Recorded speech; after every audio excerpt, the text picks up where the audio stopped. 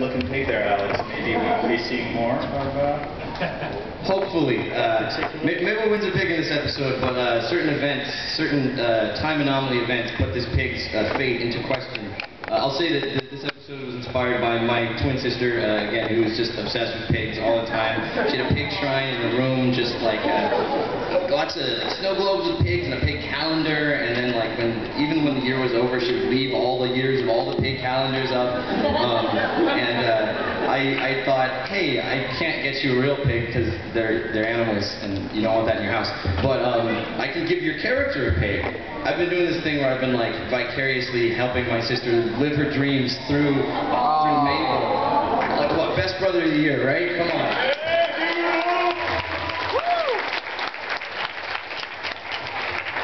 Can you talk a little bit about your sister's fashion sense? Oh, I wish I had. You know, at the premiere party, we had this great premiere party with the crew, and I brought my twin sister visited, and she brought the sweater. There is a sweater that inspired all of Mabel's sweaters on the show. It's like a lime green. You guys remember troll dolls with the hair? It's like a troll, and it's got actual hair on it, and it sort of like sheds, right? So like our cat was coughing up like green hairballs. And it had like a jewel in the belly button, and when she was a kid, it was huge on her, but now it finally fits. So she wore like the original Mabel sweater to the premiere party. But yeah, no, my sister, she's a colorful character, like that Mabel Pines. You know, nobody could tell her what to do. It was a delight. I will say I was hoping coming to Comic-Con this year, I didn't want to say it out loud too much because I didn't want to be disappointed, but I was hoping I would see a Mabel, and I have to say right here. Right here. That is awesome. You can stand up. Look at this.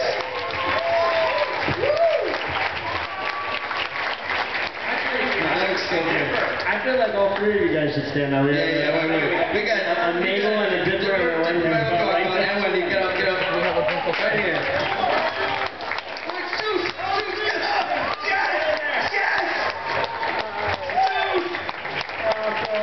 Hero, Seuss. I really was hoping, and now this Comic-Con is complete for me.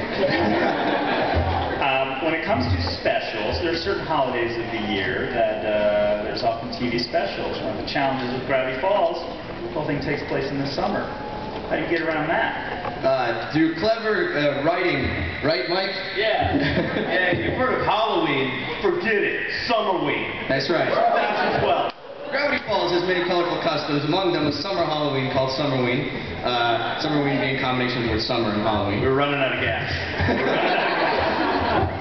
No, we've got a really good Halloween special where there's Dipper and Mabel have to literally trick or treat or die. We figured out a way to tell a story where if they do not get the right amount of candy by a certain point, the world's most terrifying monster will do terrifying things. It's a nightmare fuel episode. I think you guys are going to love this one, assuming that it airs and something doesn't happen.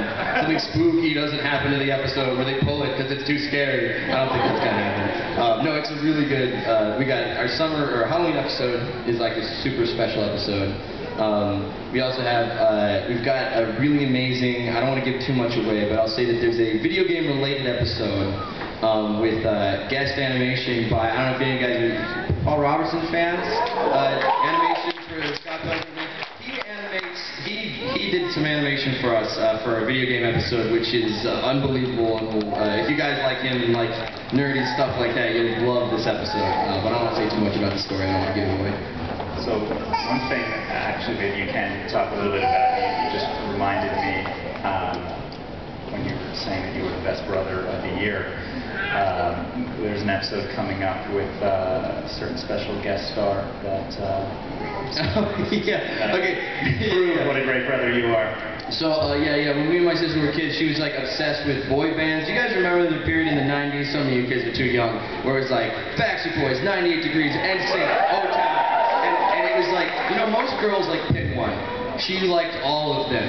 She had all of the posters on her wall. And I had listen to these songs all the time, and I know all the words to every single one of those. If you guys ever do karaoke with me, I know. She was obsessed with Lance Bass, who was the cute one from NSYNC.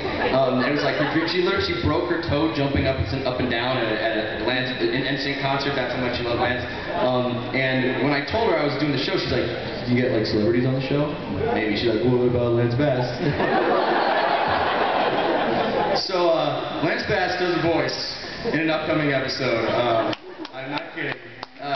He plays a character similar and dissimilar to himself. That's all I can give away at this point. But no, she flew down and she met him, and it was this like she just was like frozen with fear. She didn't know what to. She brought all her like TV guide covers and like that she'd like made out with. You know what I mean? And showed them to him, and he's like, "Oh wow, those are some crazy times. All right," and he signed everything for her. He was so cool, and she again owes me big. I don't know how she's gonna make that up for me. I try to think who she could introduce me to that maybe Pikachu. That's what I was into when I was that age. I don't know how she could ever top it. Well, how about we take another look at a little more some scenes from upcoming Gravity Falls. Sizzle reel.